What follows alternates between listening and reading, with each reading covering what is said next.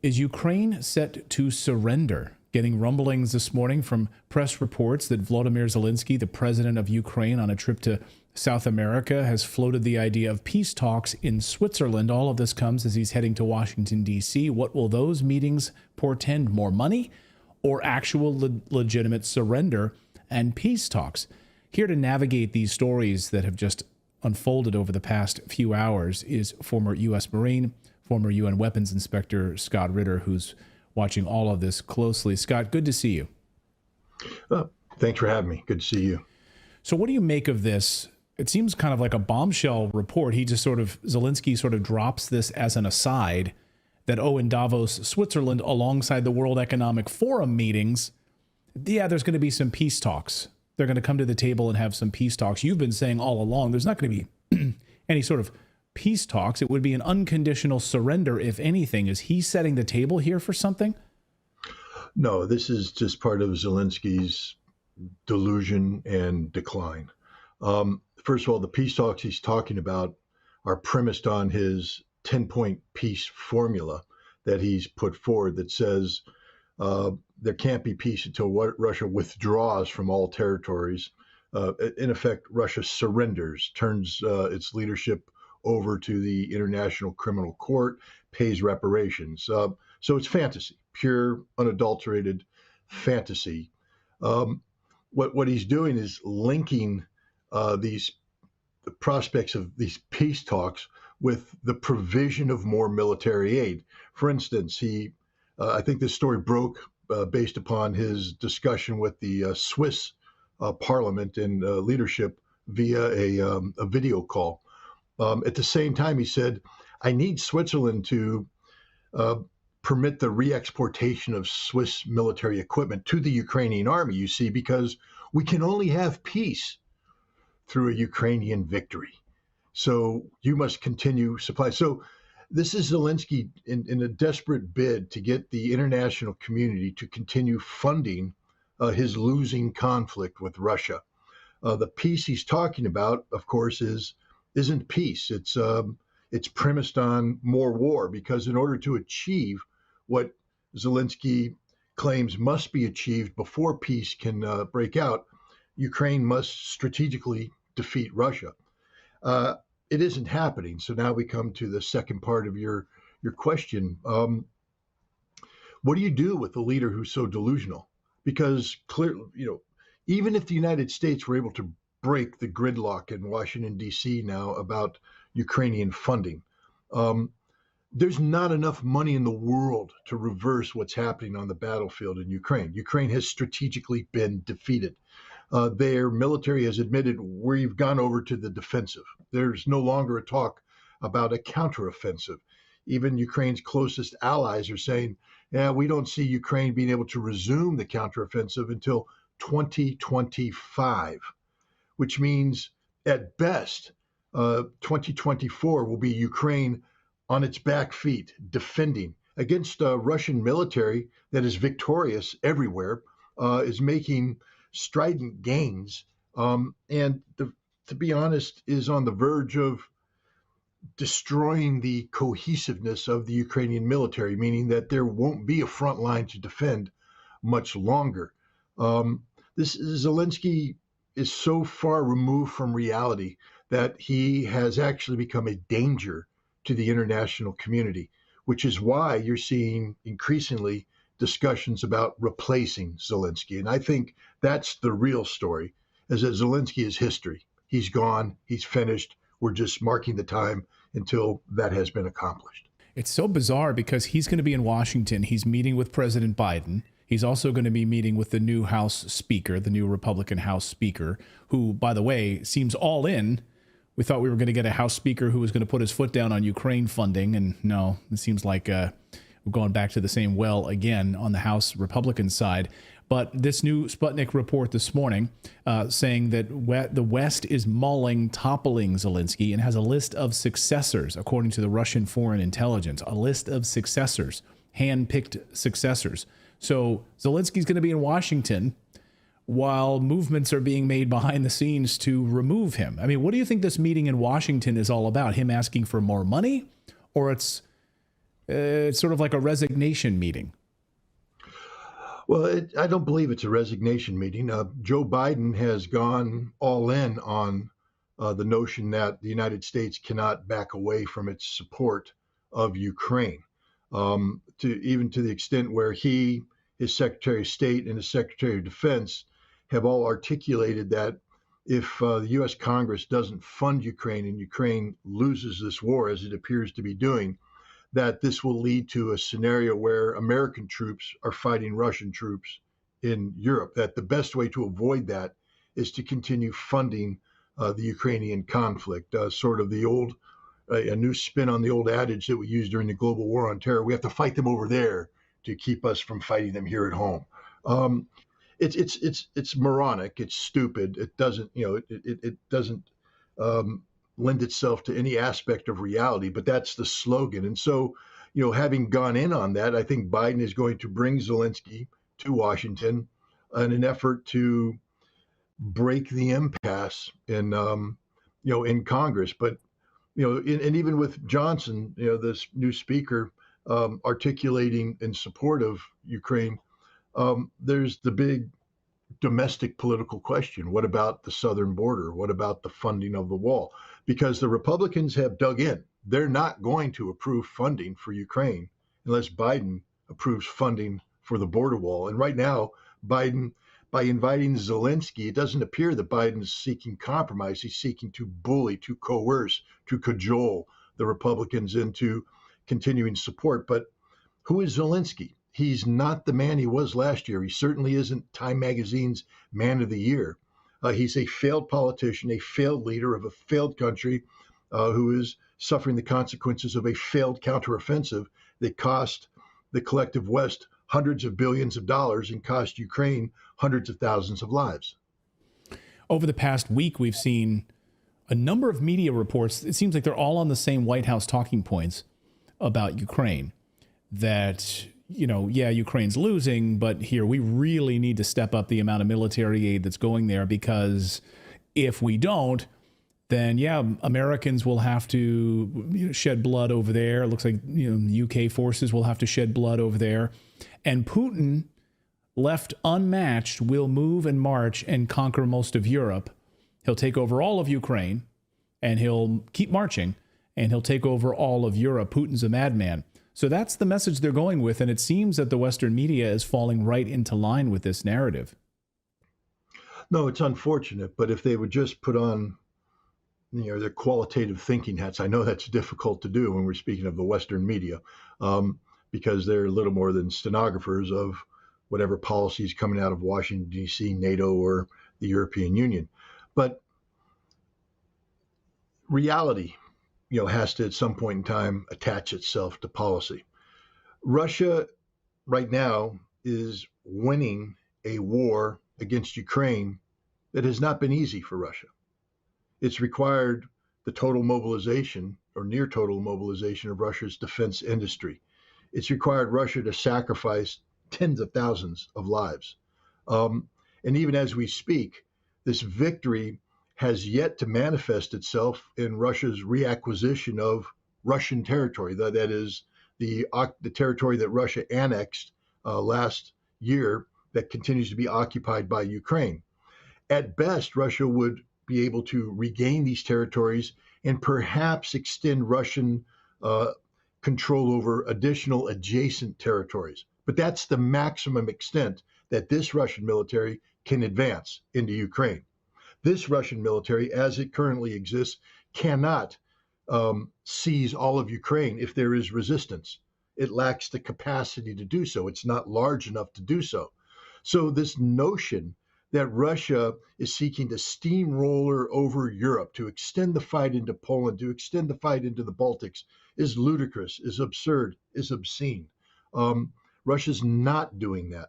Russia is simply seeking to assert the national security prerogatives that it set out in December of 2021, that Ukraine cannot be a part of NATO, and that Russia cannot tolerate this pro-Western, pro-NATO entity, this cancer living next door. But Russia wants to live in peace with Ukraine, a neutral Ukraine. That's the limit of Russia's ambition. That's it. Vladimir Putin has not articulated anything other than that. And the reality is the Russian military isn't positioned to do anything other than that. Any military expert will tell you, based upon the correlation of forces as they exist, Russia is not capable at this juncture of continuing an offensive operation against Poland or the Baltics. It is capable of defending Russia against any incursion by the newly expanded NATO, inclusive of Finland, potentially Sweden.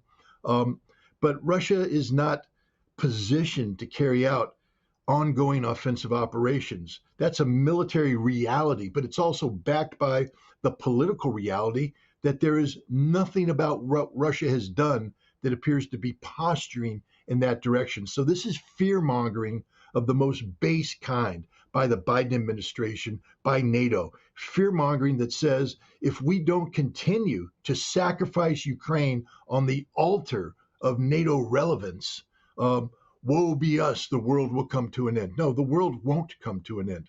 Russia is not the enemy that the West is painting it to be. Russia simply wants to live in peace with its neighbors.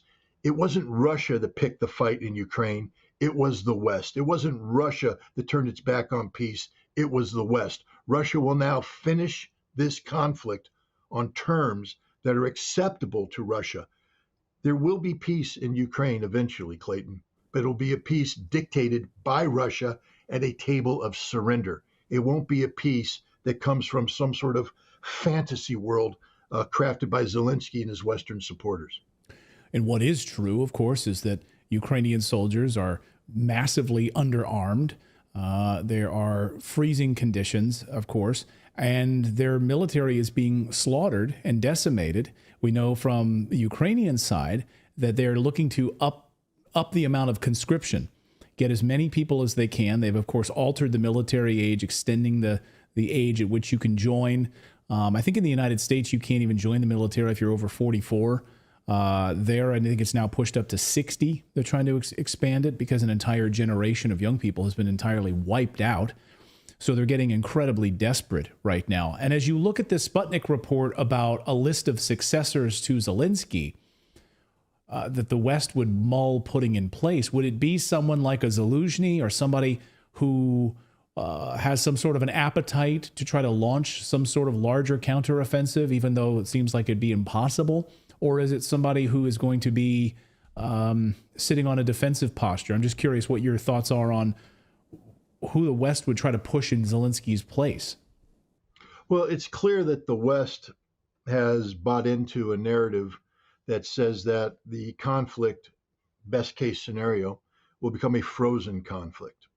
And so they need a leader that will accept this temporary political setback of a frozen conflict, until which time Ukraine can join NATO, can join the European Union, can turn things around. And then at some point in the future, undesignated, the collective West will back Ukraine's endeavors to reconquest its lost territory. So that's the Western scenario. Now, the Russians are looking at it and saying, why would we ever even participate in something? And they're not going to.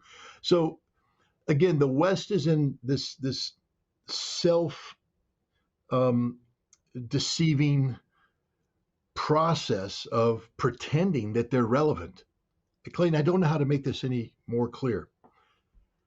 When the fighting stops in Ukraine, and it will stop, it'll be done because Russia has determined it's time to stop.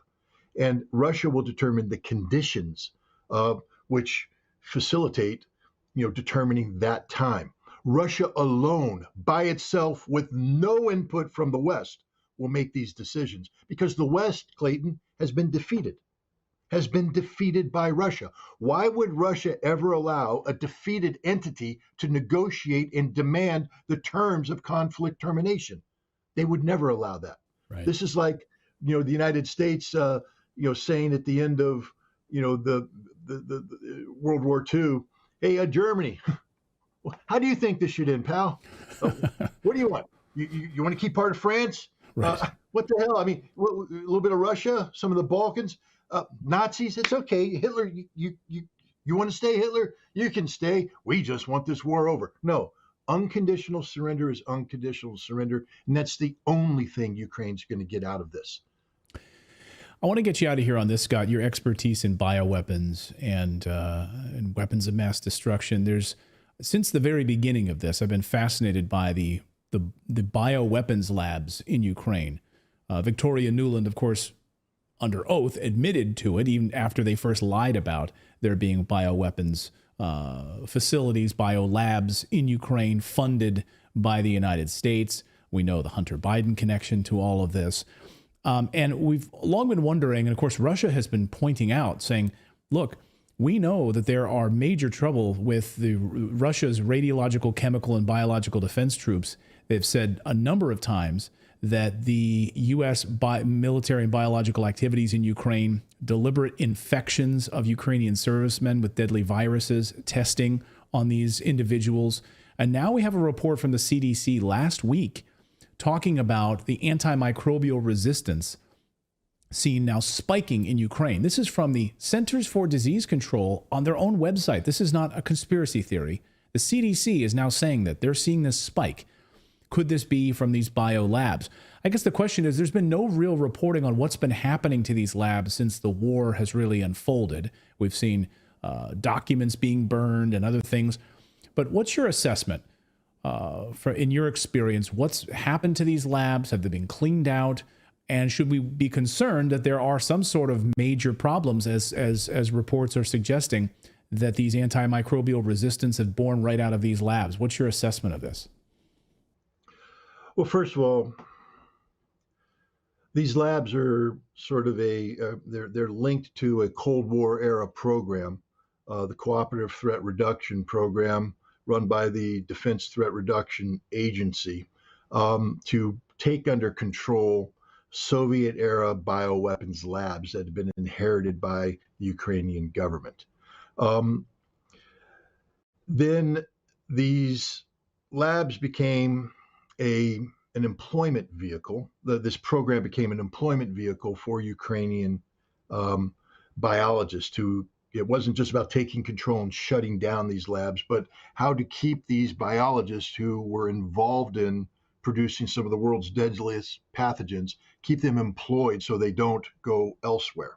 And then you turn it over to contractors who are seeking to come up with viable projects for these scientists to do. In the U.S. bioweapons world, we, of course, are a signatory to the Biological Toxins and Weapons Convention. It has very loose compliance, mechanisms, but we are committed to it.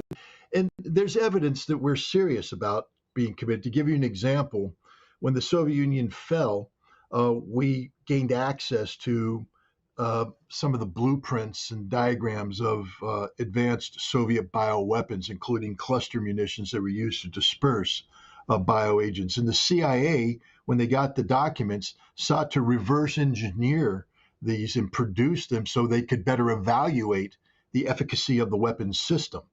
And the U.S. government, the experts, looked at what the CIA was doing and said that is a violation, a technical violation of the Biological Toxin and Weapons Convention. And so pressure was put on the CIA to terminate that program. And this was done in secrecy, meaning it wasn't public pressure. This was an internal review. So the reason why I bring that up is that we are not inclined to operate in violation of a treaty. What we do, however, is take it right up to the edge. And on biological weapons, and I know this personally because I was a hazmat technician trained to federal standards to respond to chemical, biological, and nuclear things. And I've been to all the federal training courses there are on this.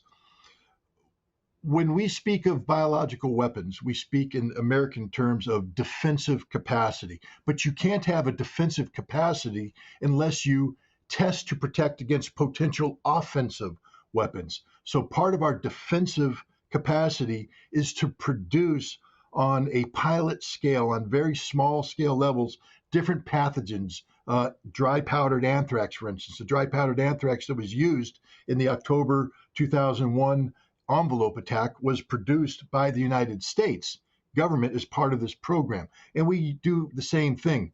There are limitations, however, to what can be done legally in the United States. So now we have these biolabs in Ukraine and in Georgia and elsewhere. And we have defense contractors who have been told there is a lot of money available to pursue these programs. And so they put in, together with industry, et cetera, these programs that are couched as defensive in nature, but are really about developing offensive capabilities. But they claim that the offensive capabilities are only done so we can learn how to protect ourselves against them, that we have to project what a potential enemy can do so we can better prepare for it. But that's just mumbo jumbo, because at the end of the day, the offensive capabilities that we're producing violate the Biological Toxin and Weapons Convention. We just fool ourselves into believing they don't because we say it's really about defensive. So ignore the fact that it's really an offensive program. It's only fake offensive to make ourselves stronger defensively. I think this is what happened. I think this was a project absolutely out of control, where money was being poured into Ukraine and people were being allowed to put up any harebrained scheme and run with it. And the Ukrainians have such lax regulatory oversight that things can happen in Ukraine that can't happen in the United States, such as infecting servicemen, working with the mentally ill, things that, again, when you look at it in isolation, you say, this is insane what they're doing, insane. But if you've ever been involved in defense contracting, where all supervision, all compliance control, all regulatory control has been lifted and you leave them to their own devices, this is what you get, Frankenstein's monster. Who's controlling these labs now? 46 of them. I mean, who has control? Does the United States have security control of it? I would believe, knowing the way that contracts are done, that we've shut these things down, that we've terminated the funding for these programs, and these programs have been shut down, that they are in the process of being whitewashed, eliminated, boom. And this is another thing that Congress needs to get in a hold of, because we can't just allow this to have occurred and then disappear. The Russians are sitting on a trove of documentation that proves that America was operating in violation of the Biological Toxin Weapons Convention. The Americans will say there was no intent to do so, but as I just outlined, that's just because of a perverse American interpretation of what intent is. The bottom line is we were violating this. It's imperative that Congress, if America is ever going to be taken seriously in the world of multilateral disarmament treaties, such as the Biological Toxin Weapons Convention, the Chemical Weapons Convention, or any other nuclear nonproliferation treaties, that we have a full understanding of what happened, how it happened, why it happened, and that we put in place mechanisms to ensure that it never happens again. Because what we did in Ukraine wasn't just wrong, Clayton, it was a crime. And yeah, we'll see if anyone's prosecuted on this. Anthony Fauci is still getting to go to Washington Nationals games, by the way. Victoria Nuland still able to be testifying privately in Congress and behind closed doors as some sort of an expert. Scott Ritter, great to see you. Thank you so much for your expertise on this, and really, really fascinating. We appreciate it as always. Thanks, Scott. Thanks for having me. Thank you so much for watching this segment here at Redacted. We are live every day at 4 p.m. Eastern Time, trying to share the stories that the mainstream media will not cover. You should also come over and join our community of Redacted Rebels over at redacted.inc. That's our private locals community where we can share exclusive content that we simply cannot share here on YouTube. Come over and join the rebellion together right now by going to redacted.inc. We'll see you next time.